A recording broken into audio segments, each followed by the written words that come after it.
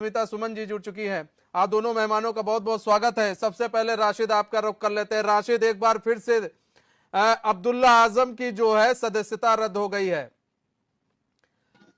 नहीं नहीं बिल्कुल, देखिए मनीष जी, आपको बता दूं, आजम खान को ये एक बड़ा झटका लगा है कि आजम खान के बाद में अब उनके बेटे की भी विधायकी खत्म हो गई है। देखिए आपको बता दें, 15 साल पुराना एक मामला था जिसको लेके मुरादाबाद में एमपी एमएलए कोर्ट ने 2 साल की सजा सुनाई है आजम खान और अब्दुल्ला आजम को। तो उसी के लेके उत्तर प्रदेश विधानसभा के सचिवालय से ये पत्र जारी करके वो सीट रिक्त कर दी गई। देखिए आपको बता दें कि आजम खान के बेटे ने दोबारा विधायकी जो विधायक बने थे, उसके बाद में उनकी ये भी एक बड़ा समझ लियो उत्तर प्रदेश में राजनीतिक बड़ा उसमें लिखा जाएगा कि एक ही विधायक 2 बार जीतता है और दोनों बार उसकी सदस्यता रद्द कर दी जाती है। देखिए आपको बता दें कि आजम खान को और उनके बेटे को दोनों को 2 साल की सजा हुई है और उसके लेके कई लोग इसमें थे, उनको बरी कर दिया। देखिए कहीं ना कहीं ये 15 साल पुराना मामला है, लगातार कोर्ट में चल रहा था, जिसके बाद में कोर्ट ने इसको फौरन से जब मामला पूरा से सुन लिया, सुनने के बाद में इस पर फैसला सुनाया। 2 साल की सजा के बाद में जैसे ही सजा का फैसला हुआ, उसी के बाद में इनकी विधायकी खत्म कर दी गई। लेकिन वहीं अगर बात की जाए रामपुर की, तो रामपुर में देखिए जल्द से जल्द उपचुनाव की मांग की जा रही है।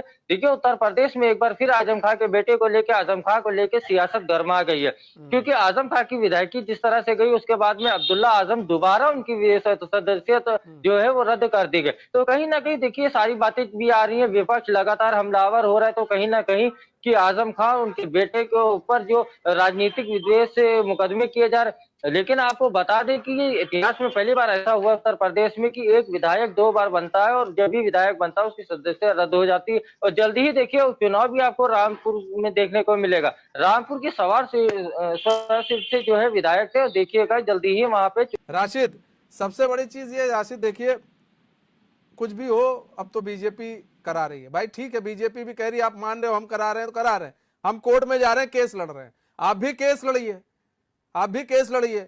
आप भी एक बड़े आदमी, ऐसा नहीं है पैसे की कमी है, आप भी केस लड़िए। अगर हम गलत है तो गलत हो जाएंगे, सही है तो सही साबित होंगे। नहीं मनीष जी, सबसे पहले एक चीज आपको बता दूं, आज मुमताज भाई के जो तेवर हैं बहुत ही कड़े मुझे देखने को मिल रहे हैं। आज मुमताज भाई जो है पूरे आक्रामक मूड में, लेकिन इनके राष्ट्रीय अध्यक्ष जो अखिलेश यादव हैं वो कहीं आक्रामक मूड में नहीं दिखाई दे रहे हैं। दूसरी चीज आपको बता दूं कि 15 साल पुराना मामला है, जैसे अभी मुमताज भाई ने कहा कि आजम खान के ऊपर एक बाद एक मुकदमे लाद दिए गए। मुकदमे लिख कौन रहा है, लिखवा कौन रहा है? देखिए पुलिस का काम ये है कि अगर आप उनके पास जाएंगे तो वो आप मुकदमा लिखेगी, एफआईआर करेगी, तो उसके बाद में कोर्ट में मामला जाता है। कोर्ट जो है न्यायालय उस पर फैसला करता है। अगर आजम खान को और अब्दुल्ला आजम को जो सजा दी गई है तो वो कोर्ट ने दी है।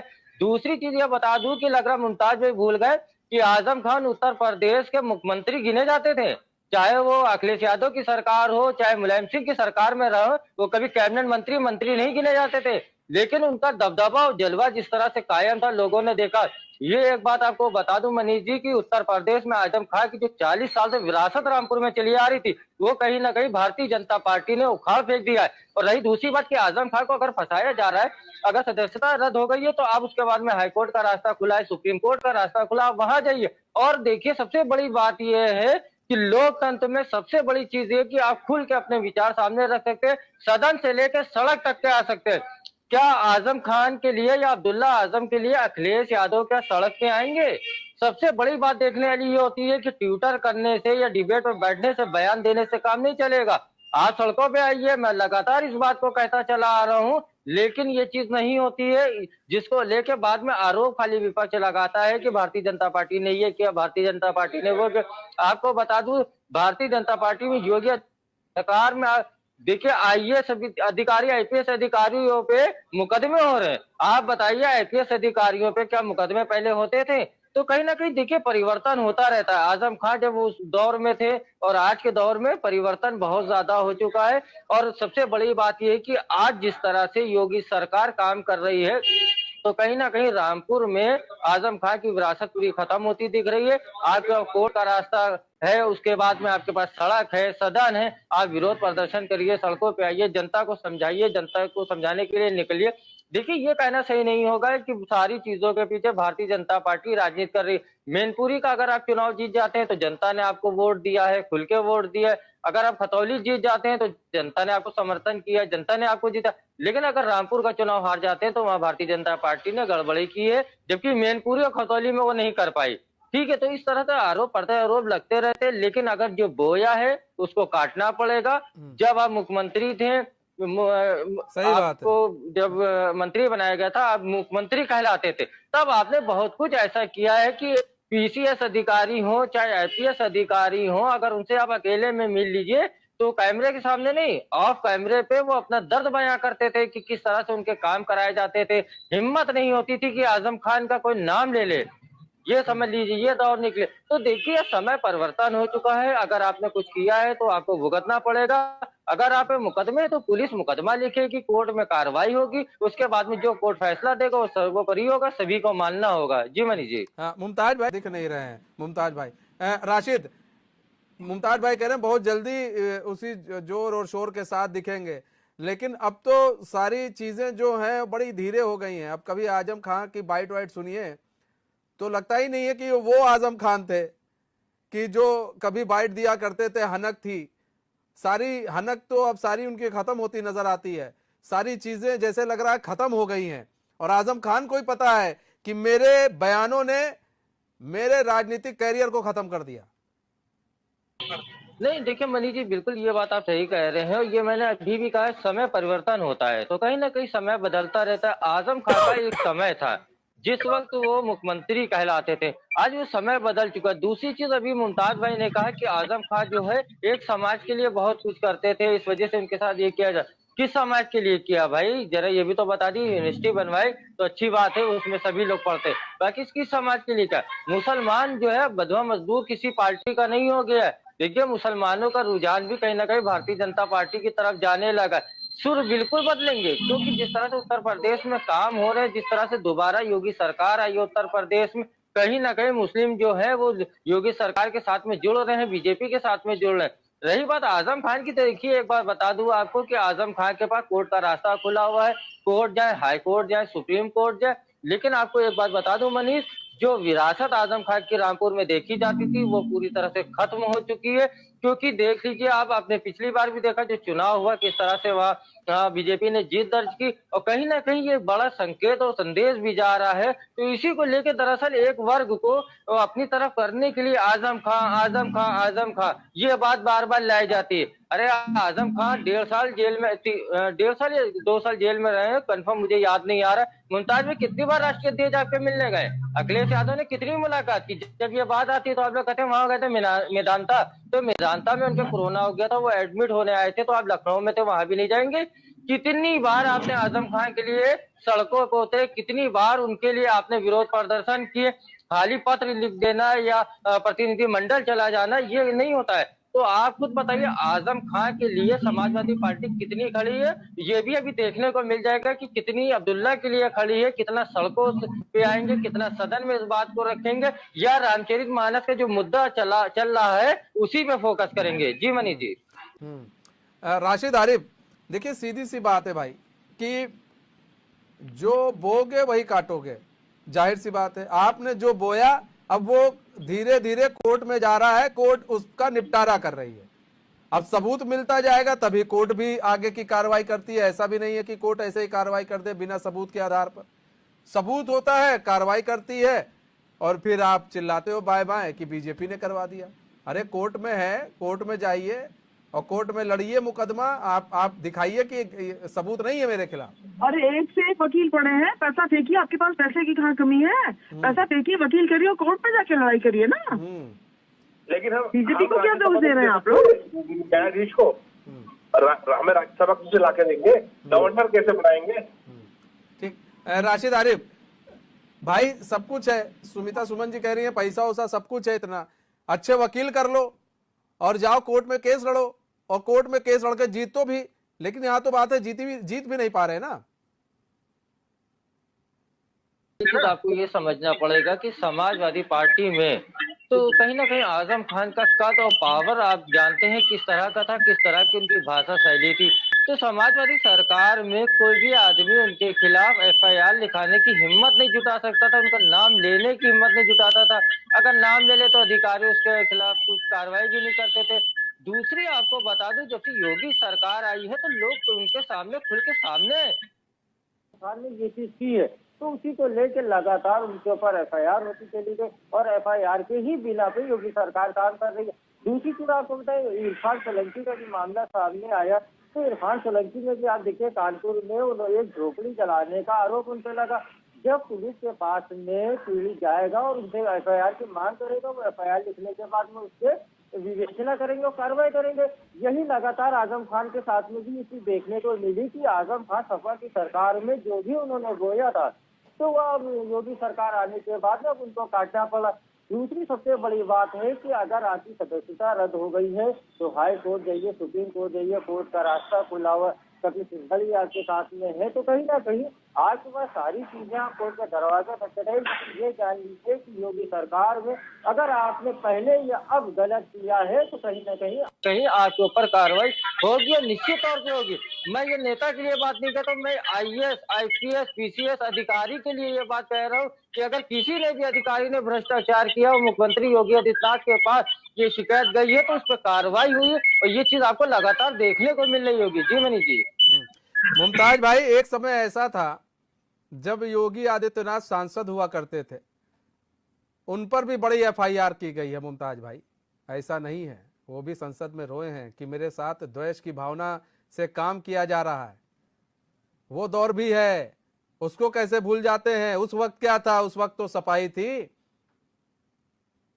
केस पर केस लादे जा रहे थे योगी आदित्यनाथ पर।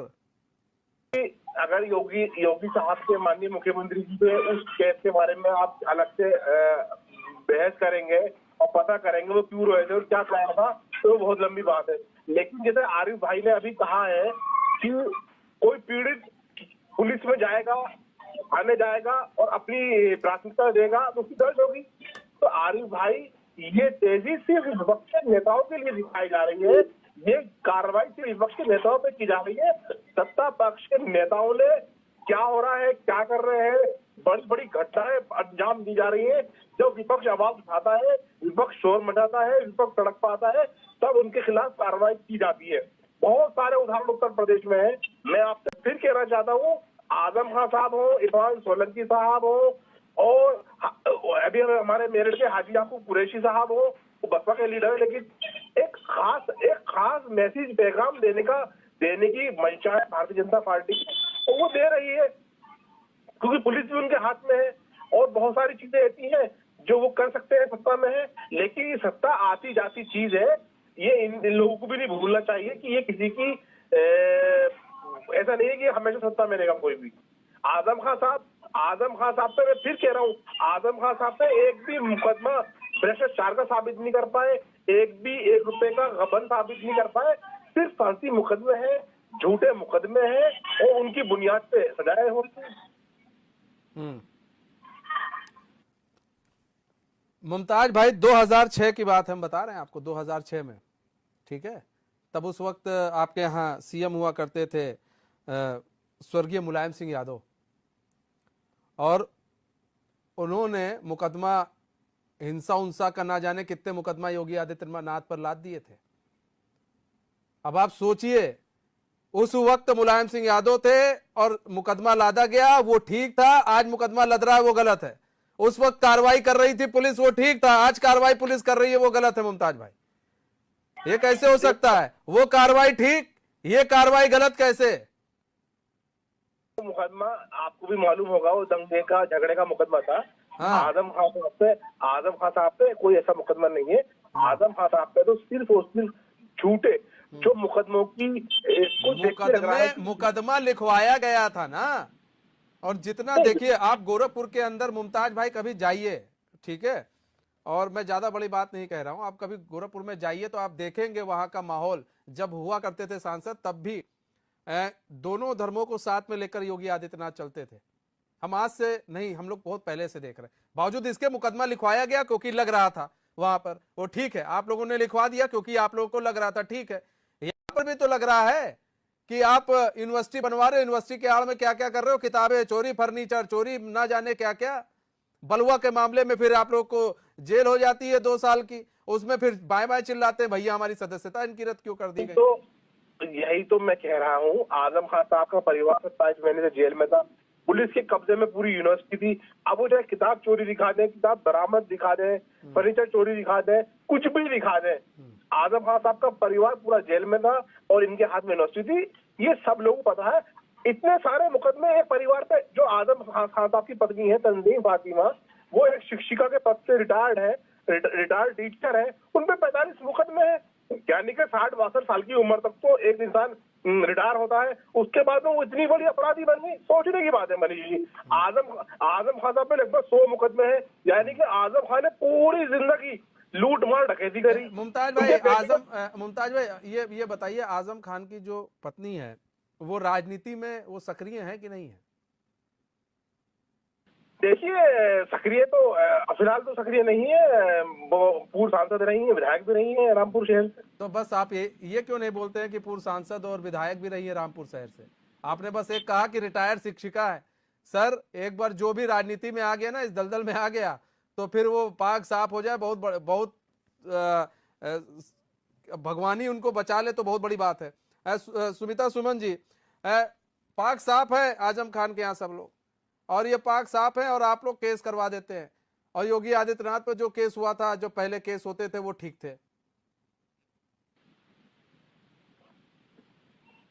उनके मठ पे सदियों से, बरसों से, अगर 100 लोग खाते हैं तो 100 में 60% अन्य जातियां होती हैं और अन्य धर्म होते हैं, और 100 बाकी 40% हिंदू होते हैं।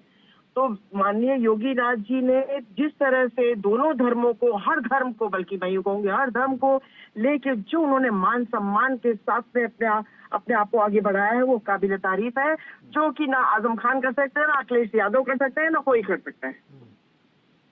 और इस तरह से भारतीय जनता पार्टी का काम लोगों के ऊपर नकली गुनाह लगाना नहीं, हाँ असली गुनाहों को उजागर करना जरूर है, क्योंकि हमको देश को, हमारा देश एक विश्व गुरु की तरफ पहुंच रहा है और हमारे देश को आगे बढ़ाना है, हमारे देश को स्वच्छ और निर्मल करना, हमारे देश को स्वस्थ और समृद्ध करना है। उसके लिए इस तरह की गलत जो भी चीजें होंगी, विद्यालय, हमारा जो यूनिवर्सिटी जो होती है उसमें बच्चे पढ़ते हैं, बच्चों के कंधों पर देश का भविष्य होता है, अगर वहां पर चोरी चमारी हो रही है तो हमारे देश के बच्चों का भविष्य कहाँ जाएगा?